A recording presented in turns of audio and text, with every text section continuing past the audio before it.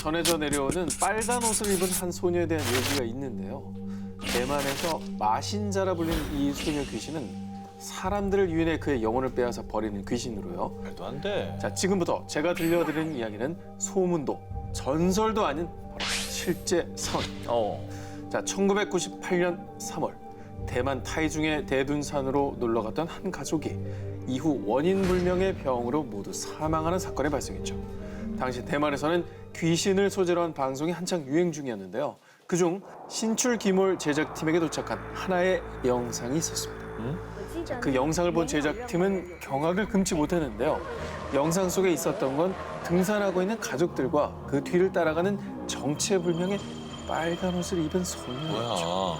이 방송이 나간 후 빨간 옷 소녀를 봤다며 수많은 사람들이 연락을 해왔고요. 이후 대만에서는 빨간 옷 소녀에 대한 공포감이 극대화됐습니다. 자, 이뿐만이 아닙니다. 한참 후인 2014년 7월 대만 화롄의 산속에서 한 여성이 실종된 후 며칠 뒤 극적으로 구출된 사건이 있었는데요. CCTV로 사건의 경위를 확인하면 경찰은 놀라움을 감추지 못했습니다. 그 이후 실종된 여성의 뒤로 이번에도 빨간 옷 소녀로 의심되는 빨간 광채가 따라가고 있었던 것입니다. 경찰의 이 발표 이후 또다시 대만 시민들은 충격에 빠져들었죠. 자, 아무튼 이렇게 20여 년 동안 빨간 옷 소녀와 관련된 의문의 실종 사건이 대만 전역에서 발생이 됐고요. 현재까지도 빨간 옷 소녀를 봤다는 제보가 끊임없이 이어지고 있다고 합니다. 자, 과연 이 미스터리한 사건의 진실은 무엇일까요? 일본 역사상 최악의 재난이었죠. 2011년 3월 일본을 강타한 9.0 규모의 초대형 동일본 대지진 사건이었는데요. 그런데 이 사건 이후에 일본에선 미스테리한 일들이 계속 일어나고 있다고 합니다. 여성 손님 앞에 선 택시. 그 여성의 목적지는 미나미 하마. 택시기사는 이상한 생각이 들어서 이렇게 말합니다. 저 그곳은 쓰나미로 잔해만 남은 곳인데 괜찮아요? 여성은 제가 정말 죽은 건가요? 네, 사라졌습니다. 여기서 끝이 아닙니다. 또 한 마을의 동사무소에서는 매일 정해진 시간에 전화가 걸려옵니다. 하지만 받을 수 없었죠. 그 이유는 발신자 번호가 이미 쓰나미에 휩쓸려 초토화된 공공시설의 전화번호였기 때문이었죠. 그리고 전화가 걸려오는 시간은 매번 당시 쓰나미가 덮친 시각이었습니다. 그런 이유로 아무도 전화를 받지 않았는데요. 모르고 우연히 받은 직원의 증언.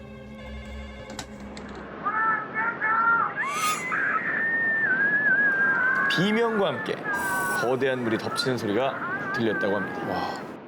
제가 당시 영상을 하나 준비한 게 있습니다. 2011년 쓰나미 현장에서 미스테리한 괴 생명체가 포착된 영상이 있다고 합니다. 쓰나미 속으로 뭐가 하나 들어갑니다. 보세요. 어디. 이제 그 뉴스 화면 저 봐요. 뭐 들어가죠? 쓱 들어가죠? 저게 누가 봐도 물보라가 아니에요. 일본인들 사이에서 바다 요정, 바다 유령이라 부르는데요. 수차례 촬영에 담겼다라고 합니다.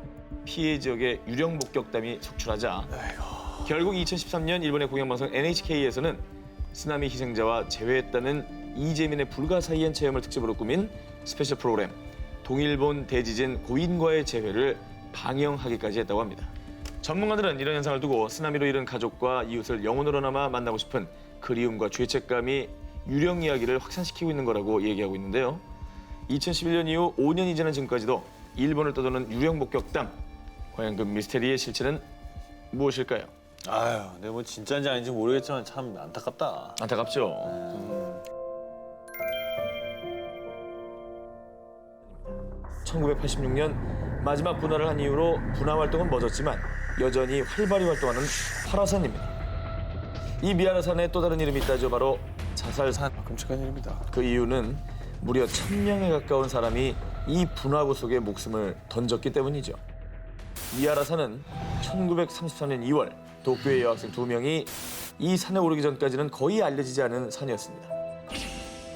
당시 2명의 여학생은 이 산에 올라 그중에 한 여학생 우케이 메이코는 친구 마사코에게 분화구에 뛰어들어 자살하겠다고 말하죠. 그리고 친구 마사코에게 비밀을 지키겠다는 약속을 받아낸 뒤에 그만 그녀는 분화구 속에 몸을 던지고 맙니다. 친구의 자살을 목격한 괴로움과 우울증이 심해진 마사코는 다른 친구에게 이 비밀을 털어놨고요.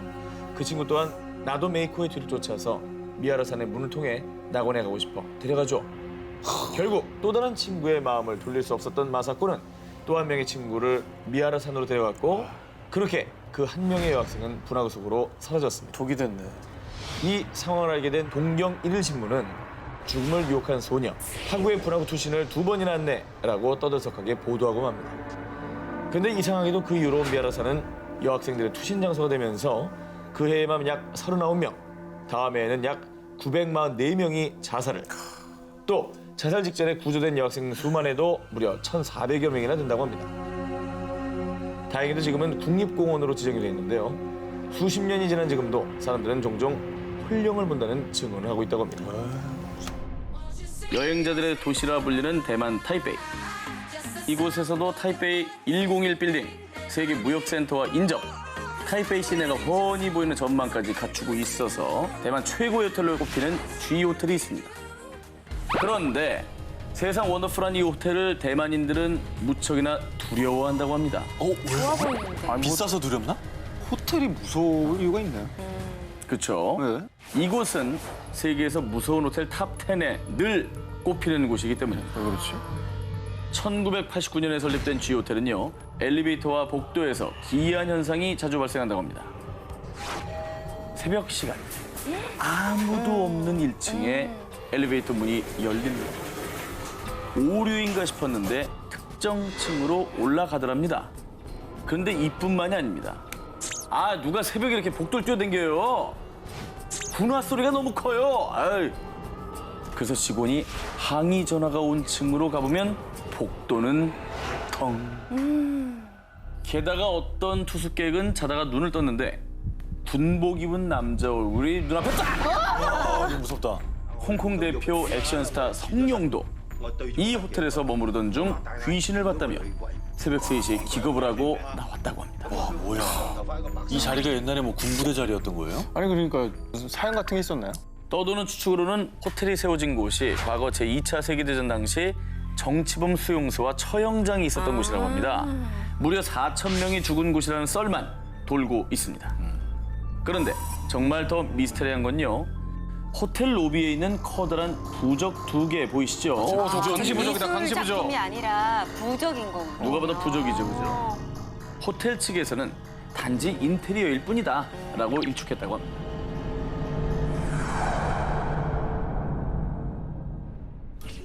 (2015년 10월) 일본 도쿄 히노시 미사와 사가의 한 야산에서 한 부모의 절규가 울려 퍼졌습니다. 그 이후 오전 11시에 집에서 나간 10살 소년 A군이 약 9시간이 지난 오후 8시가 돼서야 이 야산에서 처참한 모습으로 발견됐기 때문입니다.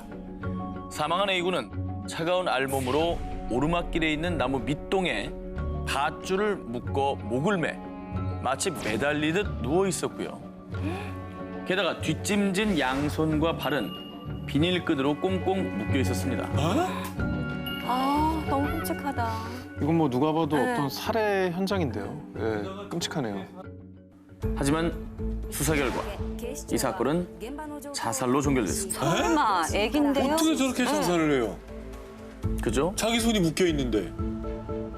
하지만 결국 자살로 처리된 이유, 부검 결과 A군의 피부에선 쓸림 현상이 전혀 없었다고 합니다. 즉 강제적인 힘에 의해 옷이 벗겨진 게 아니라는 것이죠. 게다가 손과 발을 묶었던 비닐끈과 목을 맸던 밧줄에서는 A군 외에 다른 이의 지문이 전혀 발견되지 않았고요. 이상하다. 또 A군 외에 다른 이의 DNA는 검출된 것이 없다고 합니다. 너무 이상하잖아요. 자살이라면 항상 모든 사건은 동기가 필요한데 왜 그런 선택을 했을까? 10살짜리 꼬마애가. 자살로 종결된 뒤에 이제 경찰은 왕따 가능성을 제기해봤습니다. 하지만 A군이 다니던 학교 측에 따르면 A군은 이지매를 당하지 않았고 정신적으로 불안한 상태도 아니었다. 아주 평범했다라고 전했다고 합니다. 한편 일본 전역에 A군의 미스테리한 죽음이 알려지면서 일각에선 일본 경찰이 뭔가 숨기고 있는 거 아니냐라며 무수한 의혹이 제기되기도 했다고 합니다. A군이 사망한 지 연 3년. 그 산에서는 무슨 일이 있었던 걸까요? 일본 혼슈의 동부 도야마현에 위치한 한적한 바닷가 마을 우오즈시. 이 마을에는요 귀신 출몰지로 유명한 심령 스팟 츠보노 온천장이 있습니다. 이곳은 1982년 경영난으로 폐업한 이후 오랫동안 방치돼 있었는데요. 깨진 유리창, 도색이 다 벗겨진 페인트, 알 수 없는 낙서까지 보기만 해도 섬뜩한 분위기를 자아내서요. 이곳에 공포 체험을 다녀온 사람들은 그냥 이곳 자체가 귀신보다 무섭다라고 할 정도라고 합니다. 근데 이곳이 공포 체험 마니아들 사이에서 더욱 극강의 공포 체험 장소로 떠오른 이유. 두 여자의 실종 사건 때문이었습니다. 저런 게 이제 또 가지. 1996년 5월 5일 도야마현 히미시에 살던 19살 여고 동창생인 A와 B 양은요. 밤 9시경 가족들에게 우우지시 츠보노 온천장에 공포 체험을 다녀오겠다며 B의 차를 타고 집을 나섰습니다. 그 뒤 친구에게 우리 지금 우우지시에 있어라는 삐삐 메시지까지 남겼는데 갑자기 행방불명. 결국 가족들은 도야마현 경찰에 실종 신고를 했는데요. 경찰이 입수한 CCTV 자료에서는 사건 당일 밤 10시경 B의 승용차가 도야마현의 중심지인 도야마시와 나메리카와시를 거쳐 우오지시로 들어가는 것이 확인됐습니다. 정말 그럼 거길 가긴 갔네. 그렇죠. 네, 근데요. 그런데 말입니다. 그 뒤 경찰이 그 일대를 샅샅이 수색했으나 두 여성의 흔적을 전혀 찾을 수가 없었고요. 여성이 타고 간 승용차조차도 발견되지 않았습니다. 결국 이 두 여성의 실종 사건 이후 일본 일부 매체에서는요. 호쿠리쿠 지방에서 가장 무서운 심령 스팟이라 지칭, 더욱 범접할 수 없는 공포가 퍼졌습니다. 저럴 수 있어요. 얼마 뒤 츠보노 온천장 일대는 아예 외부인이 출입할 수 없게 철조망 작업을 했지만요. 지금까지도 모험심 강한 공포체험 마니아들이 이곳을 찾고 있다고 합니다. 당시 일본 대표 신문 일면까지 실리며 일본 사회를 발칵 뒤집은 두 여성의 증발 사건. 과연 두 여성은 어디로 사라진 걸까요?